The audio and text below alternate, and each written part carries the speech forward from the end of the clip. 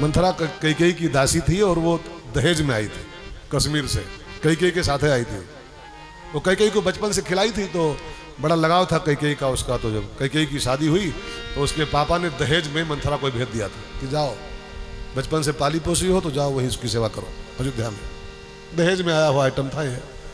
और दहेज में आया आइटम कभी कभी कितना खतरनाक होता है। 2 आइटम दहेज वाले हैं शास्त्रों में, एक वो लंगड़ा शकुनी, एक कुबड़ी मंथरा। शकुनी भी दहेज में आया था वो गंधारी के साथ, ऐसा बंटाधार किया पूरे हस्तिनापुर का उसने। ये कुबड़ी बंटाधार करने वाली। दहेज का आइटम कभी कभी बहुत रिस्की होता है, इसलिए दहेज से बचो, दहेज से बचो। दहेज के चक्कर में बहुत पड़ोगे तो बस बंटेधार हो ना। एक महात्मा बड़ी प्यारी बात बोल रहे थे कि आपकी बहू क्या लाई है इस पर ध्यान मत दो।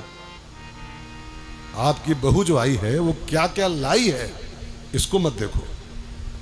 वो क्या क्या छोड़ के तुम्हारे घर आई, क्या क्या त्याग कर आई है। हा? मम्मी छोड़ा है, पापा छोड़ा है, परिवार छोड़ा है, भाई छोड़ा है, सखियां छोड़ी हैं, घर छोड़ा है, गांव छोड़ा है, तब तुम्हारे घर सेवा करने आई। लेकिन वो क्या छोड़ के उस पर ध्यान नहीं देता आदमी। वो सब अलमारी नहीं लाई, अलमारी में बंद हुई हो का। बहुरिया सब कुछ लाई, फ्रिज नहीं लाई। और जो बुढ़िया ये बोले फ्रिज में, उस बुढ़िया को वो फ्रिज में बंद कर दे उठा के, और बाहर मार ताला, वह पत्थर हो जाएगा। सब कुछ लाई, फ्रिज नहीं लाई। हद है यार। अरे कितना छोड़ के आई है आपके घर, हो उस पर ध्यान दो। दहेज दानव है, पूरे कभी कभी पूरे पूरे कुल खानदान की नाश करता है, पूरे परिवार की नाश करता है। तो मंथरा मिल गई माता जी को।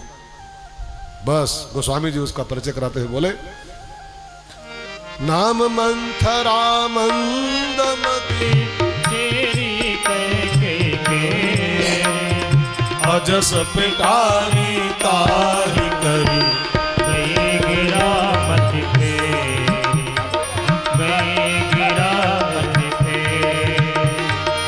नाम मंथरा मंदमती तेरी कैकेयी के अजस पिटारी ताहि करी गई गिरावत फेरी, गई गिरावत फेरी। बोलो सियावर रामचंद्र की जय। यहाँ थोड़ी हवा आएगी, उधर हवा नहीं पाएगी। यहाँ थोड़ी हवा आएगी इसकी। वाह, लेकिन जल्दी वहां चलो फटाफट। कथम कथम बाधा ना बनो, बहुत गुस्सा हम कहावत के अंदर।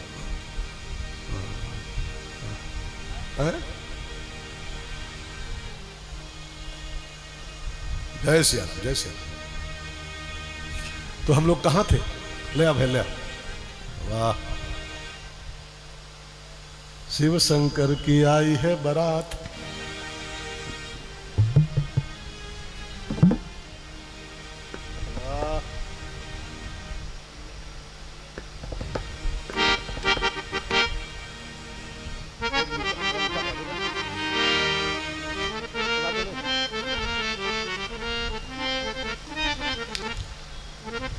तो हरे राम राम राम सीता राम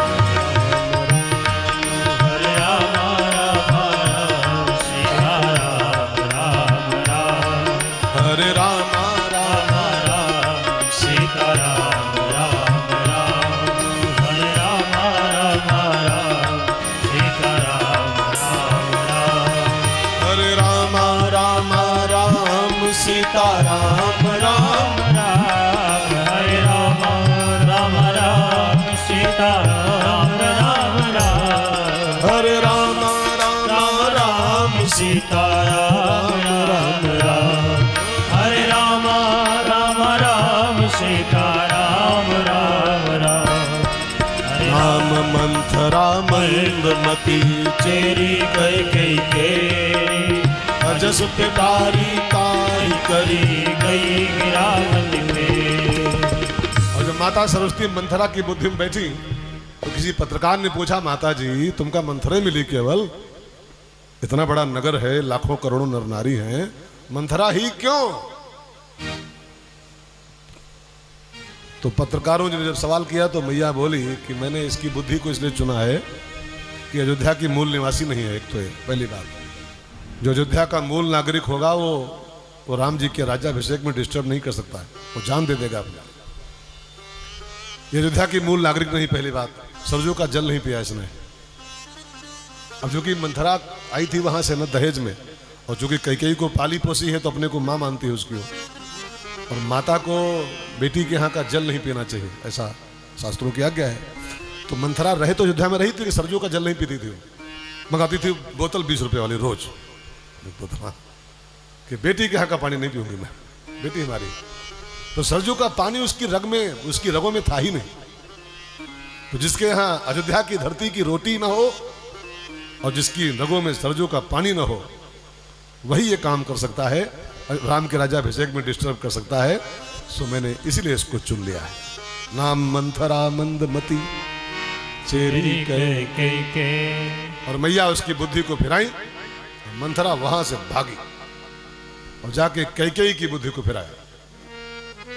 और कैकेयी को सो रही थी बेचारी, उसको जाके जगाया, कंधा पकड़ के लाया, उठ उठ जाग मुसाफिर, पड़ी हो, सो रही हो, तुम्हारे खिलाफ साजिश चल रही है अयोध्या में।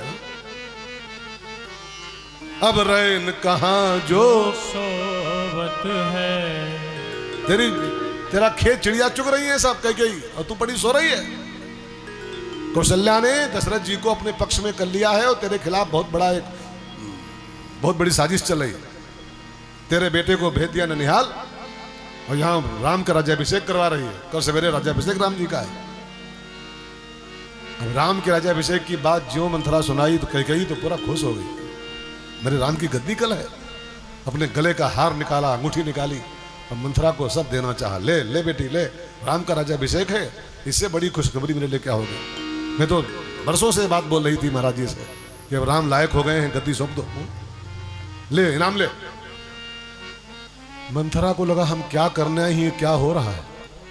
एक प्रकार से मंथरा पूरी बाजी हार गई, पहले दांव पर ही, पहले बैटिंग पकड़ा और 0 पर आउट हो गई मंथरा। लेकिन मंथरा ऐसा खिलाड़ी है कि हार नहीं मानती, पूरे 0 पर आउट हुई मंथरा। वो जो समाचार दी और वो इनाम दे दिया उसने, इनाम ले, इससे बड़ी खुशखबरी क्या होगी मेरे लिए। लेकिन मंथरा हार नहीं मानी, लगी रही और इतने ढंग से अपनी बातों को प्रस्तुत किया। जानती हो माता जी, कौशल्या के महल में योजना बन रही है कि राम के राजा बनते ही 2 जीओ पास किए जाएंगे। एक तो तुम्हारे बेटे को आजीवन कारावास भरत जी को, और तुमको कौशल्या जी की घर की दासी, वो राजमाता हो जाएगी, तुम उसकी दासी बनोगे। अब इस ढंग से वो सौतों की कहानी सुना सुना के, कद्रु बिनता और जितनी कथाएं सब याद थी उसको, सौतों वाली सब सुना दिया। और इस ढंग से परोसा कि कैकेयी को भरोसा हो गया कि मेरी सौत ने मेरे खिलाफ साजिश रची, हमारा सुख उसे देखा नहीं जा रहा है। महाराज जी हमको बहुत मानते हैं, उससे बर्दाश्त नहीं हो रहा। और बस मंथरा से कैकेयी ने कहा, मंथरा तू ही मेरी सहायक है, केवल एक, तू जो बोलेगी मैं भी करूंगी, मेरा काम बना। आप गद्दी राम की नहीं होनी चाहिए। मंथरा ने कहा जो कहूँ वो करोगी, जो कहेगी वही करूंगी। कैकेयी यहाँ बहुत गंदी बात बोली है एक, परम कूप तू बचन पर, अगर तू बोल दे मंथरा मैं कुएं में गिर जाऊंगा। सकऊं पूत पति त्यागी, अगर तू बोल दे मैं अपना पूत और पति सब त्याग सकती हूँ। भारतीय नारी के मुंह से ये बात बहुत अशोभनीय है।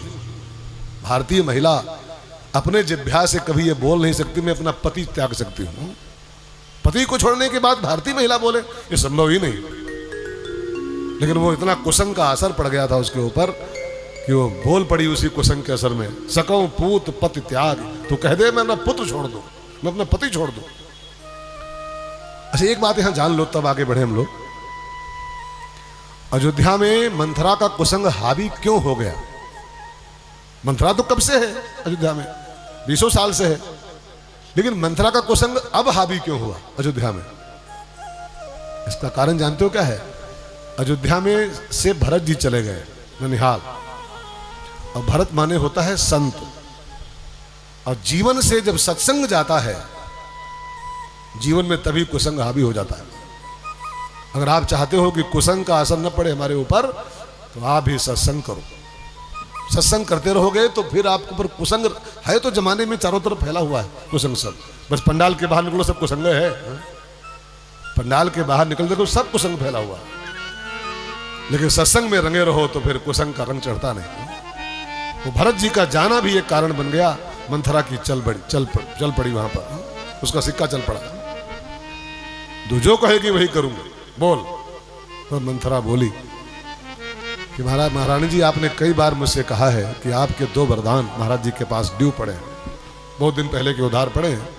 आज शाम को वही मांग लो। महाराज जी जब आवे, गद्दी कल है ना, आज शाम को मांग लो। क्या मांगना है?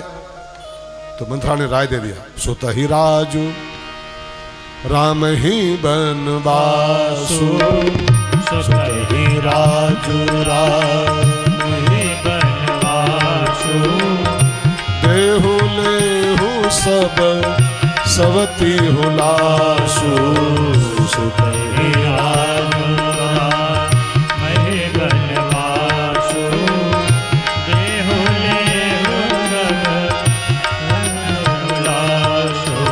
मंथरा ने कहा, अपने बेटे को राज मांग लो और राम ही बनवासु। तुम्हारी सौत तुम्हारा सुख छीन रही है, तुम उसका सारा सुख चैन छीन लो, उसके बेटे को जंगल भेज दो। अब मंथरा ने कहा ठीक, कैकेयी ने कहा ठीक है बहन जी, मैं यही करूंगी माता जी। तो मंथरा ने कहा लेकिन ऐसे काम बनेगा नहीं, ऐसे काम नहीं बनेगा।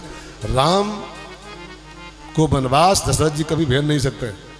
प्राण ते अधिक राम प्रिय मोरे, विश्वामित्र के ऐसे महामुनि को मना कर दिया था, राम देत नहीं बने गोसाई, भस्म कर दो भले हमको, मैं राम को दे नहीं पाऊंगा।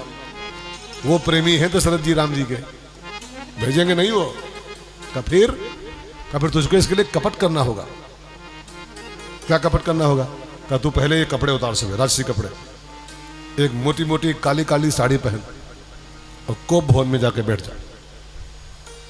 महाराज जी शाम को आएंगे, जब कोप भवन का तेरा समाचार पाएंगे तो उसको मनाने आएंगे, खूब मनाएंगे, खूब चिकनी चुपड़ी करेंगे, यहाँ तक कहेंगे जो मांगो चाहिए दूंगा, रकुल प्राण जाए पर वचन न जाई, जो मांगोगी दूंगा, लेकिन मांगना मत पहले।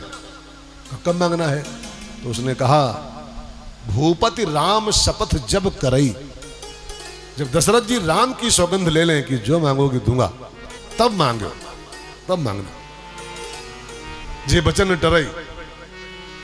अब मंथरा की पढ़ाई कैकेयी कोप भवन में जाके लेट गई, काली काली साड़ी पहने हुए है। पहले के मकानों में एक कमरा होता था कोप भवन अलग से, कोप भवन माने गुस्से वाला कमरा, जो कोई गुस्सा हो उसी में जाके बैठे कोप भवन में। और मेरी आपसे विनती है,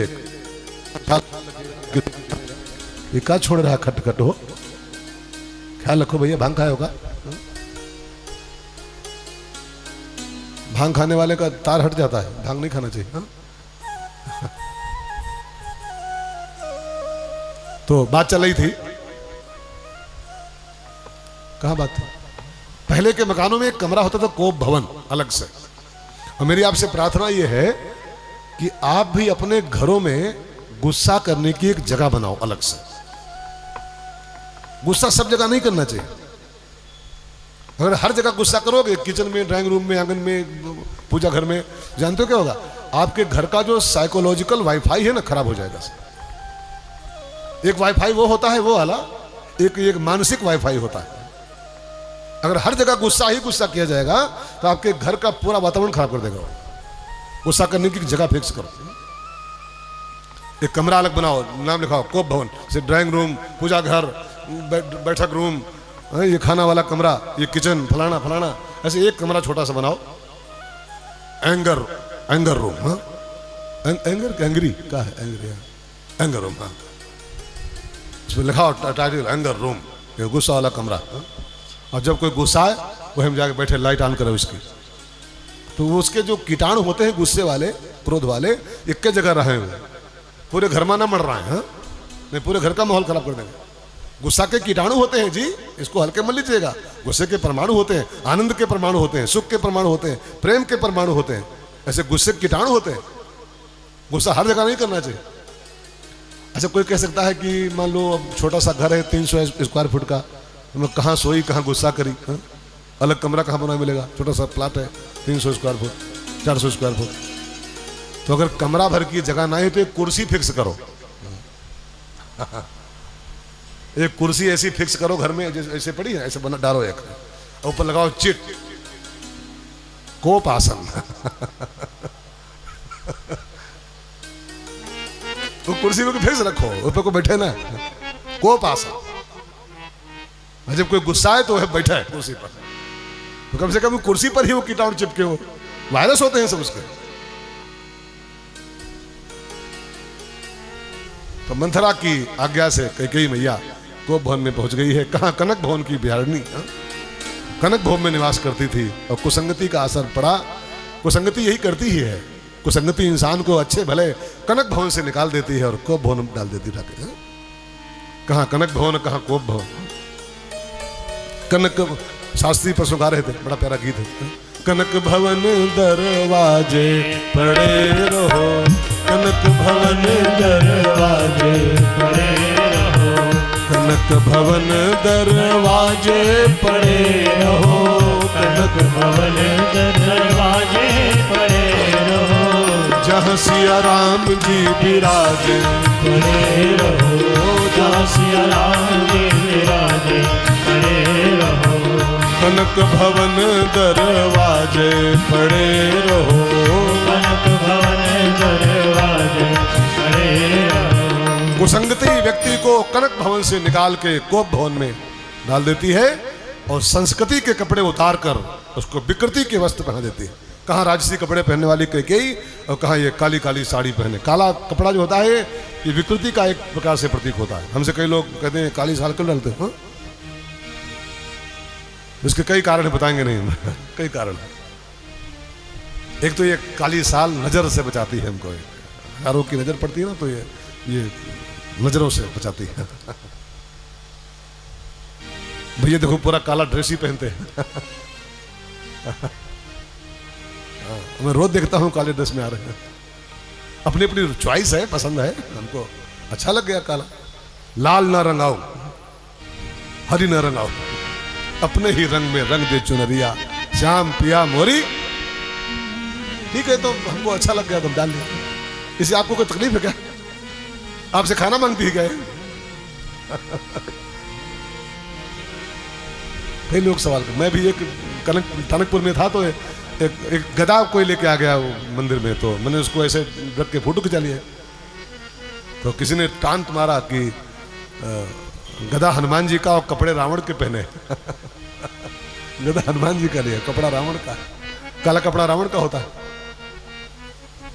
तो अब व्यक्ति है, अपने अपने मुंह है सबके, और उसकी आजादी भी है कि काहे की वक्त, क्या वक्त है, वक्त अभिव्यक्ति, हाँ वो शब्द नहीं आ रहा था, जो चाहे बोल सकता है।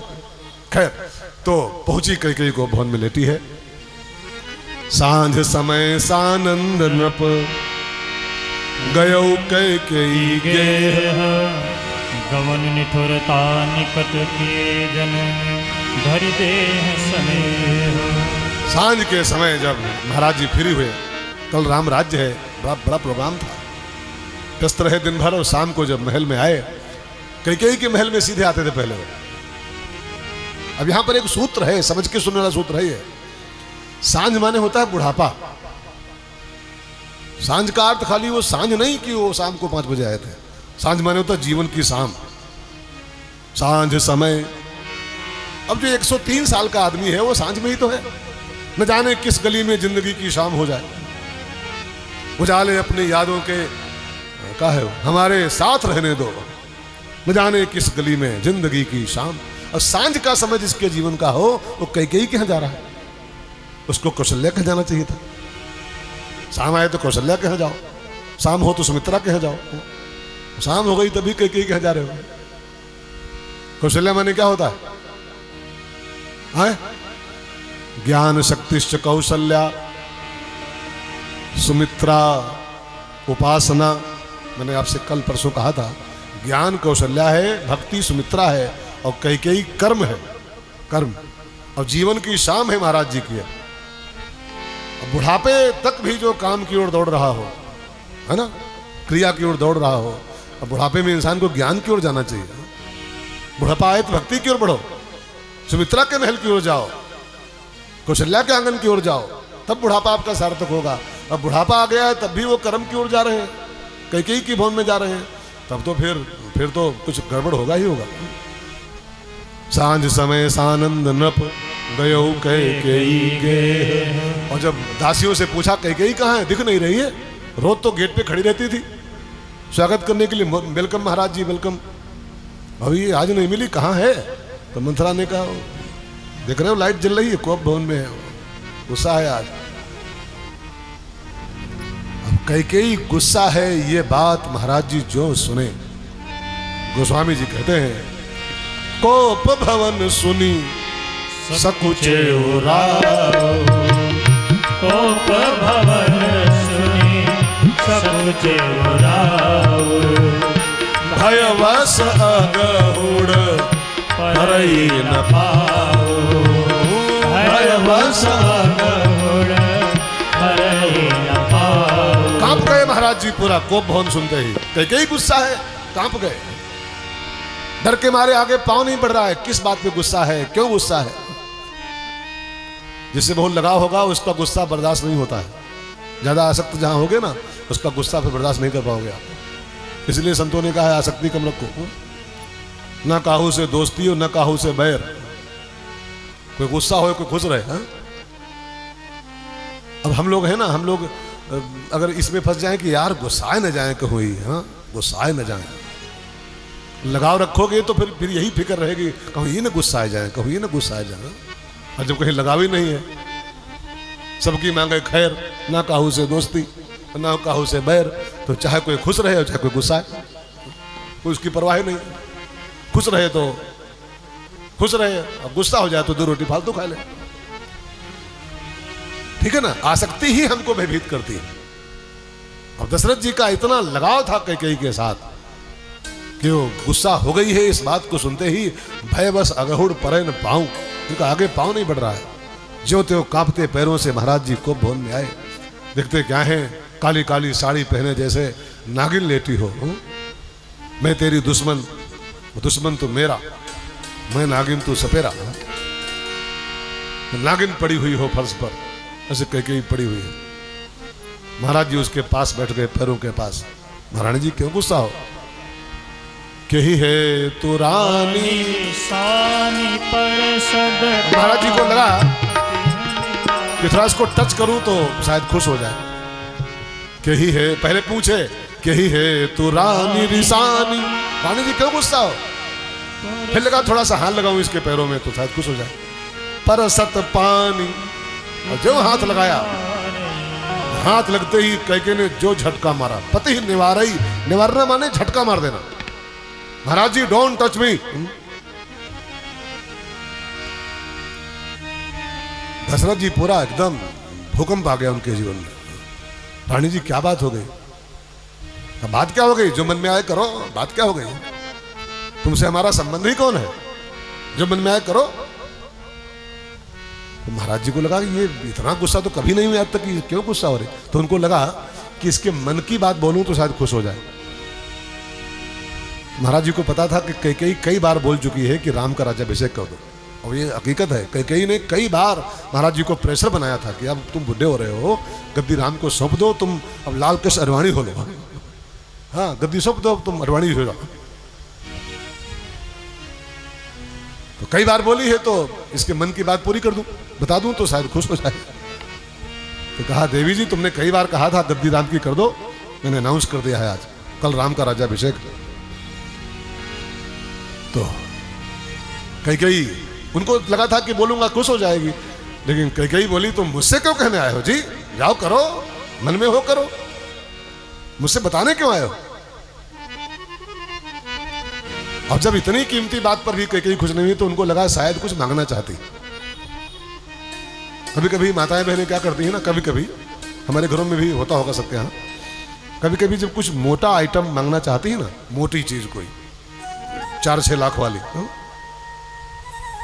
तो गुस्से की एक्टिंग करती है माता बहन, हम तुमसे बहुत नाराज हैं जी, तुमसे बात नहीं करेंगे हम। तो भाई साहब क्या बात है, क्या 3 तोला वाली चाहिए, तो देना पड़ता है। अब वृंदावन में रहना है तो राधे राधे कहना है।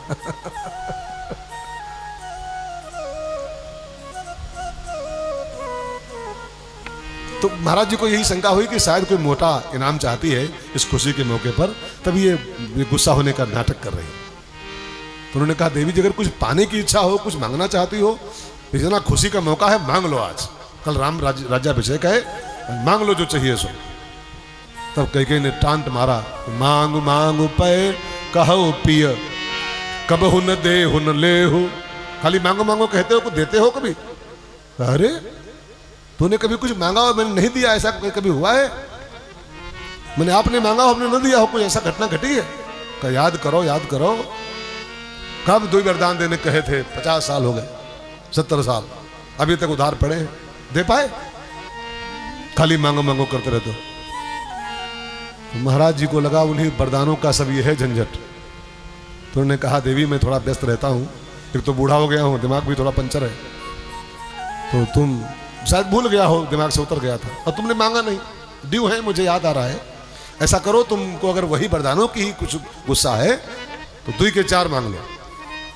2 पड़े हैं, तुम 2 ब्याज लगा लो, 4 मांग लो वरदान, लेकिन खुश हो जाओ, ये रंग में भंग मत करो। 2 के 4 मांग लो भले।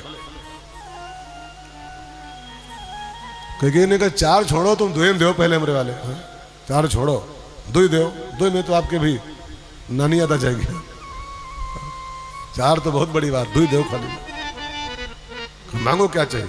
बस महाराज जी ने जो कहा मांगो। और मैं बिल्कुल झूठ नहीं कह रहा हूँ, राम शपथ खा रहा हूँ, तुम जो मांगोगी वही पा जाओगे। राम शपथ जब खा गए महाराज जी, तब कैकेयी को लगा कि अब ऊंट पहाड़ के नीचे आ गया है, अब ये हिल नहीं पाएंगे। राम कसम खा गया, जो मांगोगी वही दूंगा। बस कैकेयी ने अपने वरदान मांगने शुरू किए हैं। गोस्वामी जी लिखते हैं, जरा सब लोग गाओ, मानस की चौपाई गाते रहा करो जी। है न गाय पाओ तो खाली मुंह फैलावा करो, और गाय न पाओ तो खाली आ, लेकिन गाओ जरूर, मुंह खोलो। कलयुग में जो गाएगा नहीं वो कुछ पाएगा नहीं। कलयुग केवल हरिगुण गाहा, केवल हरिगुण गा, गाते रहो। चौपाई याद आ जाए तो पूरी गा को, ना हो तो खाली मुंह खोल दिया करो। हाँ लगे हमको हाँ गा रहे हैं लोग। कैकेयी ने मांगा, सुनहु प्राण प्रिय भावक जी का, सुनहु प्राण प्रिय भावक जी का, देहु एक बर भरतहि टीका, देहु एक बर भरतहि टीका। तापस बेस विशेष उदासी, तापस बेश विशेष उदासी, 14 बरस राम वनवासी, 14 बरस राम वनवासी। मेरा पहला वरदान ये है महाराज जी, जो गद्दी आप राम को कल सवेरे दे रहे हो वो गद्दी भरत ही टीका, भरत की होनी चाहिए। महाराज जी थोड़ा हिले इस वरदान से कि हमारी रघुवंश की परंपरा है कि बड़ा बेटा ही गद्दी बैठता है, बड़ा राम है, तो मैं परंपरा निभा रहा था, लेकिन अगर तेरी इच्छा है गद्दी भरत जी की हो तो मैं पहले से वचनबद्ध हूँ। शादी के पहले ही वचन था, कैकेयी की शादी के पहले, आपको सबको याद होगा। कैकेयी की शादी ही इसी शर्त पे हुई थी कि जो बेटा इससे होगा वही राजा बनेगा। तो महाराज जी पहले से ही वचनबद्ध थे, शादी पहले से ही।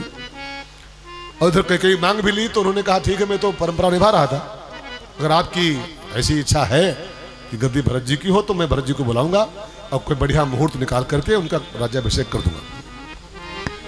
बहुत फस की आवाज आ रही बेटा, देखे रहो यार। तो पहला वरदान चलो मान लिया मैंने आपका, गद्दी भरत की कर दूंगा। दूसरा वरदान, तापस वेश विशेष उदासी, 14 बरिस राम वनवासी। तपस्वी का वेश बनाए और राम जी 14 साल वन में रहे, 14 साल, 14 बरिस राम वनवासी। अब यहां पर एक बहुत प्यारा सूत्र समझना आपको है।